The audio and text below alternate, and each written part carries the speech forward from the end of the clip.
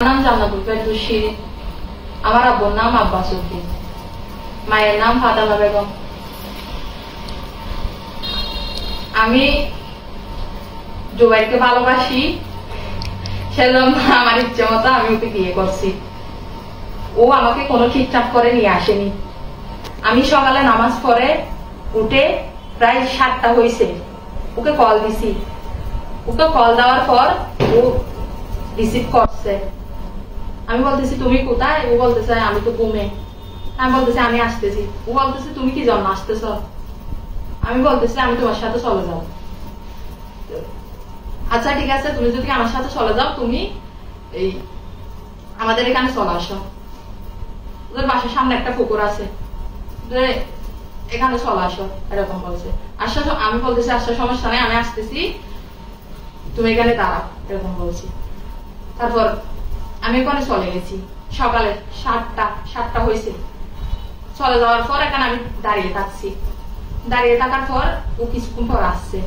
আসার পর আমি ওকে নিয়ে ওদের বাসায় চলে যাই।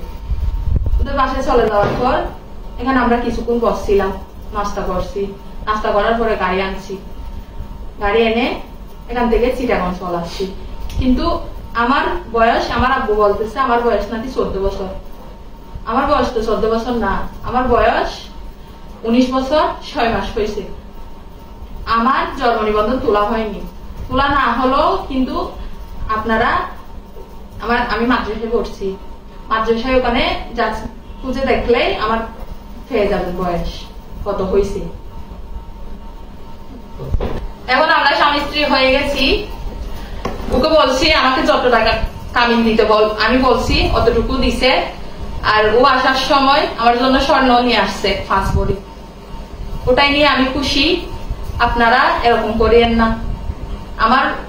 আমার বোঝার মতো আমার সবকিছু হয়েছে। আমি ইচ্ছাকৃত ভাবে ওকে বিয়ে করছি। যে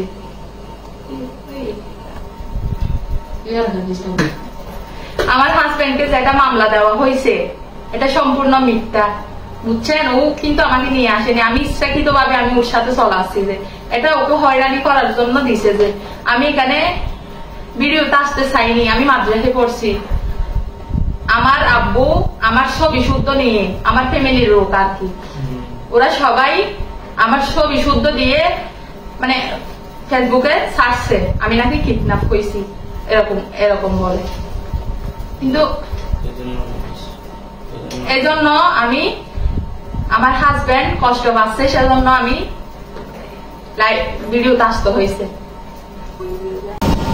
আসসালামু আলাইকুম প্রিয় মাথার বাড়িবাসী। আমার বাড়ি মাথার বাড়ি 1 নম্বর ওয়ার্ড, মৃত হাজী শফিউল আলমের ছেলে। আমার নাম মোহাম্মদ জুবাইর, আমি সৌদি প্রবাসী। আমার 2013 সালে অক্টোবরে আমার প্রথম বিবাহ হয়েছিল। অনেকদিন সংসার করার পরে হঠাৎ করে আমার স্ত্রীর ক্যান্সার ধরা পড়ে। ওই অসুস্থ হওয়ার পরে উনি মৃত্যুবরণ করে। পরবর্তীতে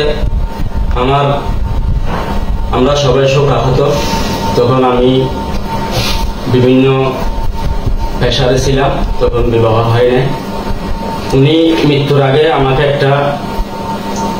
আমাকে শপথ করাইছিল, বলছিল আমাকে একটা ওয়াদা করো, আমার স্মৃতি ধরে রাখার জন্য আমার ছোট বোনকে তুমি বিবাহ করবা কিনা, যদি উনি রাজি থাকে। তখন আমি বলছিলাম হ্যাঁ ঠিক আছে, সমস্যা নাই, এটা পরে দেখা যাবে। তখন আমি ছুটি শেষে আবার প্রবাসে চলে যাই। পরবর্তীতে আমার স্ত্রী জান্নাতুল ফেরদৌসী শিরিনের সাথে মাঝে মধ্যে যোগাযোগ হইতো। তখন এক সময় উনি বলতেছে, আমি কোনো কিছু বলি নাই, উনি বলতেছে ওনার বোন ওনাকে বলছিল, মানে আমি অনেক প্রশংসা করছিল ওনার কাছে, মানে যদি ওনার মৃত্যু হয় তুই ওকে বিবাহ করিস। তখন আমিও বলছি, আমাকে তো এই কথা বলছিল, যাক এটা পরে দেখা যাবে, আল্লাহর হুকুম থাকলে হবে। তখন আমি এত গুরুত্ব দিই নাই, মাঝে মধ্যে যোগাযোগ হতো আমার সাথে। পরবর্তীতে আমি ডিসেম্বরের 10 তারিখ আমি ছুটিতে আসি, বাংলাদেশে আসি। আসার পরে মাতার বাড়িতে 18 তারিখ আমার সাথে কফিলের, আমার শালিকার জামাই কফিলের সাথে সিএনজি স্টেশনে দেখা হয় রাত 12টার সময়। তখন উনি বলতেছে, ভাইজান কবে আসছেন? আমি বলছি আমি আসছিলাম, কয়েকদিন হয়েছে। তখন উনি বলতেছে, ওই শিরিন তো আমাকে বলছে, তো উনি নাকি তোমাকে অনেক পছন্দ করে, ভালোবাসে, উনি তোমাকে ছাড়া বাঁচবে না, উনি বিবাহ করবে। তখন আমি বলছি, ওনার সাথে আমার যোগাযোগ হয় না, দেখা যাক পরে বিষয়টা। তখন উনি বলতেছে, আমি রাত্রে সিম আর মোবাইল ওনাকে দিয়ে আসবো, উনি আপনার সাথে যোগাযোগ করবেন। তখন আমি আমি ঠিক আছে। তখন আমি বাড়িতে চলে যাই। রাত 2টার দিকে উনি আমাকে ফোন দেয়, বলতেছে, আমি শিরিন, আপনি কবে আসছেন? আমি বলছি আমি 1 সপ্তাহ হয়েছে। তখন বলতেছে, আমি সকালে আপনার বাড়িতে আসবো, আপনি রাজি তো? আমি কি বলো? আমি পরে কথা বলবো, এখন কথা বলা যাচ্ছে না। পরে সকালবেলায়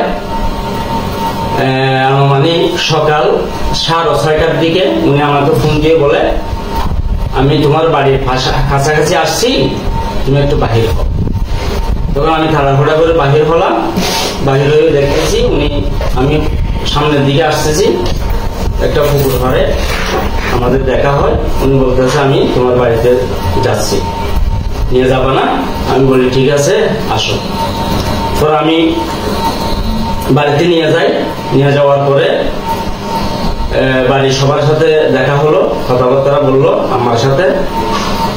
তো উনি বলতেছে, আমি বিবাহ যদি না করেন আমি এখান থেকে যাব না, আমি এখান থেকে আমার মরা লাগছে।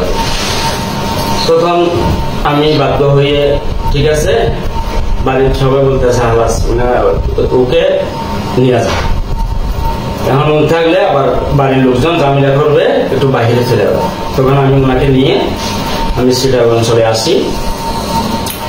তো আমাদের